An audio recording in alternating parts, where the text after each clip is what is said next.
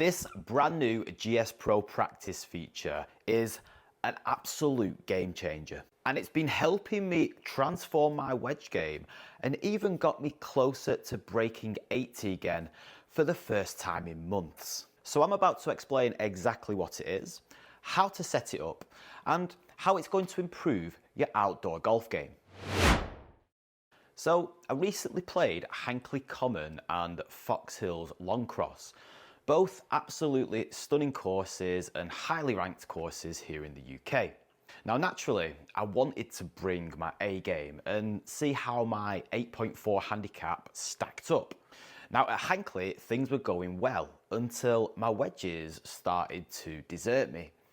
Somehow I managed to scramble together a half decent score, but at Fox Hills it was an absolute disaster.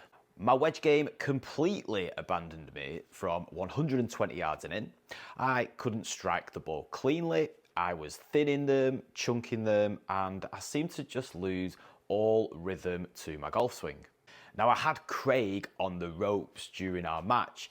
He wasn't playing very great, but I just kept letting him back in and in over and over again, and we ended up tying the match on the 18th when I should have had it dead and buried long before. This one's for the win, lads. These are the scruffiest round I've ever seen. Does not deserve a putt to win. Oh, you shit. Devastated. But since then, I've started using this new GSPro wedge drill, and honestly, it's helping me to rebuild my strike and my control. Okay, so what you need to do is to head over to the practice mode on GSPro and just go to the practice range. Now, if you head up to the arrow just next to the two people and click on ladder, now this is a brand new ladder drill that can help you not just improve your wedges, but also your distance control with your irons as well. But I'm just going to show you how to use it, how I've used it to improve my wedge game. So we've got a couple of presets up here depending on what you want to do. If I just click on short game, I'm going to put my starting distance at 30 yards, and my final distance I'm going to set it to 100. Now this is one thing that I'd love GSPro to improve just on this little bit here, is rather than using the sliding bars, if we could actually input the text, the numbers for our distances, that would be great, because I'm trying to get it to 100 yards exactly and it just keeps skipping it. Okay, now we need to start setting up our little ladder drill and tailor it to exactly how we want it. Now I'm going to show you how I've been doing it, because I think this is a really cool way. So needed per level is how many times you need to hit that distance before you progress to the next level. And I'm going to put it at 3 because I'm a bit harsh on myself and I need to practice. Now attempts per level is how many chances you get to miss the distance, right? And I've been keeping that at 2. If you want to be super harsh on yourself, you can set it to 1, or if you want to be a little bit more forgiving, you can put it to 3, but I'm about here right now. Now the distance step, I've been having it go up 10 yards every time. Again, if you want it to just go up in smaller increments, set it to 5 yards. If you may be working on your irons, you might want it to go up 25 yards, but I'm keeping it at 10 to work on my wedge game. And the way that I've been measuring it is with carry distance and not my total distance. The total distance is something that you might want to look at yourself if you're aiming for specific pins or whatever, but I'm just trying to work on my carry distances with my wedges. Now the proximity that's needed is either 5 yards either side of the pin, or your target distance, 10 yards either side, or 10%. Now this all depends on what you want to work on. I've actually been keeping it at 10%, which is great because the further away that you go, the more margin for error that you've got. So if you're aiming for a 90-yard flag or a 90-yard target, then you can actually miss it 9 yards right or left, or long or short. But if you wanted to be quite harsh on yourself, you might want to set it to 5 yards. So it's a 5-yard proximity of that target all the way up and then all the way back down, which is not too difficult when it comes to your shorter shots, like your 30-yard shot, but then when it gets to your longer shots, it's going to be a lot tougher. So like I say, I've just been keeping it at 10% for the moment. I might start to just use 5 yards in the future if I'm feeling comfortable dialing them in. And then this is where it gets ruthless, okay? If you fail, so if you miss your target distance twice, then you can either drop down a level or you can go completely back to level 1. And that's where I've been quite ruthless with myself because I need to improve my wedge game. So I've been setting it that if I miss my target distance twice out of those shots that I'm getting, I've got to go all the way back to the start and just start again. So we click Start Ladder, and here we go. I'm going to give you a quick demo. I'll probably whiz through my full ladder session, just showing you a couple of little highlights or whatever. But I'll show you how it works on this first level, and yeah, we'll see if I can pass it, and then we'll take it from there, and we'll see how far I can actually get on this ladder drill. Now you can use whatever clubs you want, obviously. Now I've been mainly using my 56 degree, but then when it gets a little bit further, I might change it up and I might go to a 48, but we'll see. So you can either use one club and work your way through it, which is a really good way to practice actually, or you can use multiple clubs. Like I have been doing it where I start on 30 yards with my 60 degree, and then I'll work up when I get to 50 yards, I'll start using my 56 and so on. But I'm going to start with my 56 degree today. And my target distance is 30 yards, okay? So that's just a little 7 o'clock wedge swing for me. Let's see if I can carry it there. Ah, there we go. So it's finished outside of that target, that circle that's around the pin. However, because it carried that distance, then obviously it's a successful shot. Now in the settings, if you set it to total distance, then obviously you'd have to get the ball to finish inside that circle. But like I say, I'm working on my carry distances mainly. So I've got one successful shot, which you can see a little tick up there in the top left-hand corner. So I need 2 more successful shots in order to progress onto the next distance.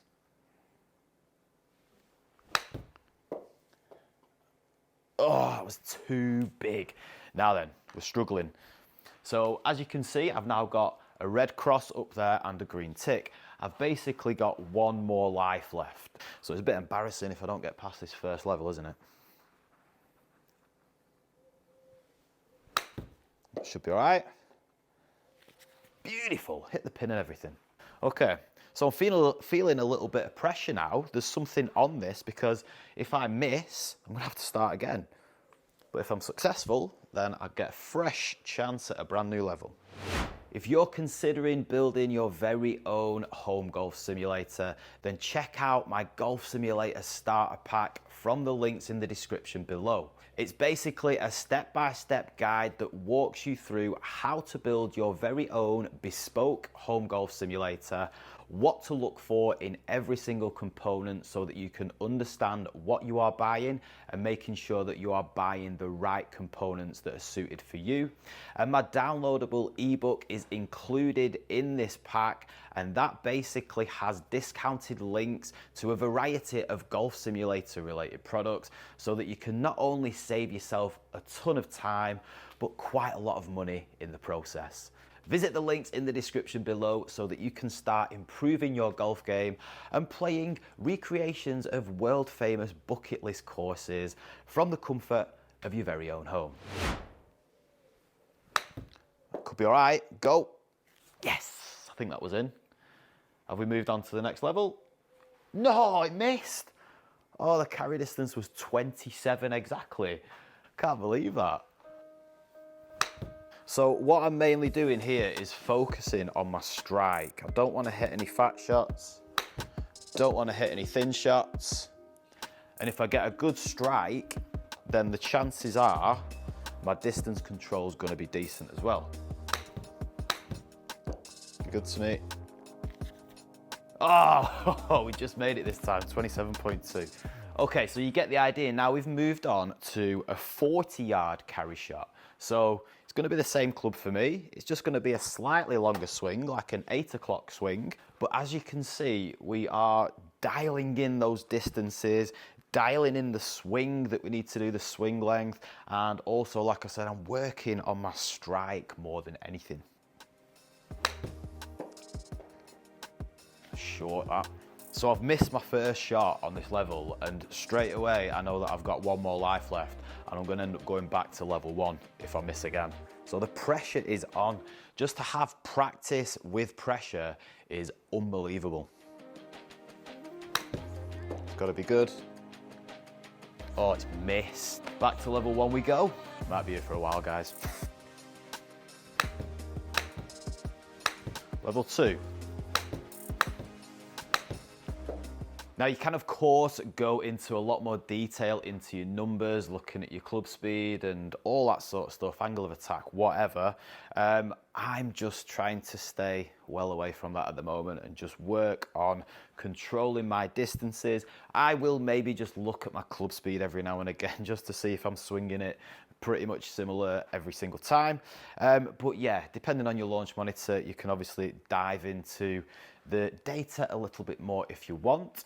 I'm obviously using the amazing Foresight GC3, by far and away the most accurate and reliable personal launch monitor that I've used and tested that doesn't cost 20 grand. So there's some links to the Foresight GC3 in the description below. I would highly recommend this launch monitor to anybody. Oh, that's fat, that's gonna be short. Be good. Yes, we're on to 50, come on. It's not a good strike, but I might get away with it. Oh, I nearly slam dunked it. Be good, don't be too long. Oh, we are flying up to 60. Again, just trying to work on the strike. Trying to dial in that swing. It's not a great strike that, but I've got away with it. I mean, the strike was okay, but the swing was just felt, didn't have any rhythm to it. Last chance. Oh, be good to me. Get down. Yes, we're on 70. Come on. 70 yards is a 3/4 sand wedge for me. Usually quite good at this distance, but I've probably just jinxed myself.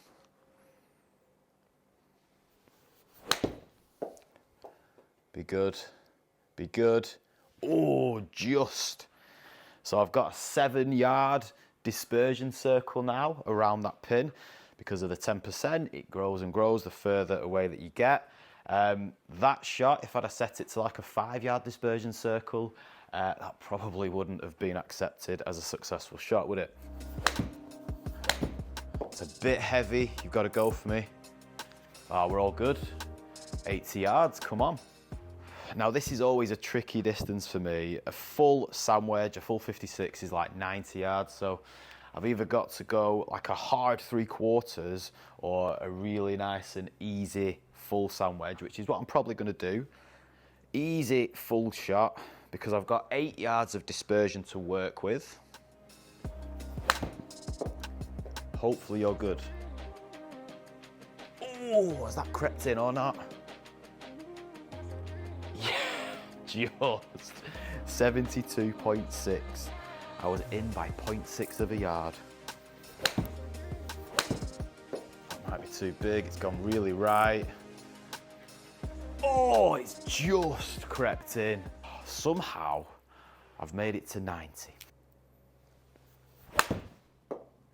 That's gotta be good. Lovely. 9-yard dispersion circle around there now. A little bit more forgiving, which is beautiful. Feel like I can open up a little bit now with this. That's got to be lovely. Lovely. Now watch what happens here. You'd think it would go to 100 yards because that's what I set it as, but it doesn't. It starts working its way down from 90, which is a little bit disappointing. So if I wanted to go up to 100 yards, I'd need to set it on that sliding bar at 110 yards, which doesn't make a lot of sense really, does it, GSPro? Anyway, I'm not going to bore you to death with going all the way back down. I've managed to complete the ladder drill from 30 yards all the way up to 90 yards, given it did take me a few times at the start, but we warmed up when we got into it. And yeah, because I set it at that 10% dispersion, the further you go, I'm not going to say the easier it gets, but it does get a little bit more lenient with your dispersion, and particularly that one that went quite a way offline earlier as well. I'm sure you will agree this is an amazing little feature that is pretty much guaranteed to improve your wedge game, and particularly your distance control, and you're working on your strike and you're working on the length of your backswing. You can try it with different golf clubs. I've just used a 56 degree here, but you might want to work your way through the wedges that are in your bag. That's completely up to you. Obviously, you've got different settings as well that you can tweak when you set it up.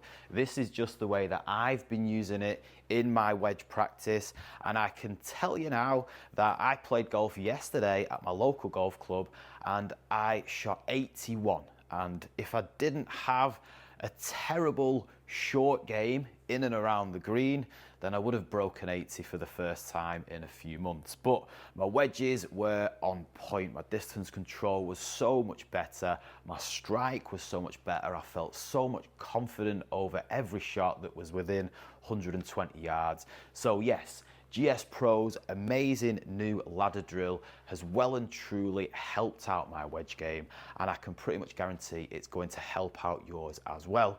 Like I mentioned earlier, there are some links in the description for the Foresight GC3, or whether you are looking to build a home golf simulator completely from scratch and doing it all by yourself. So check out those links in the description if you are interested, and watch this video that's on the screen now for some more very helpful GSPro and golf simulator advice. Thanks for watching. My name is Mitch, and I will hopefully see you in the next one.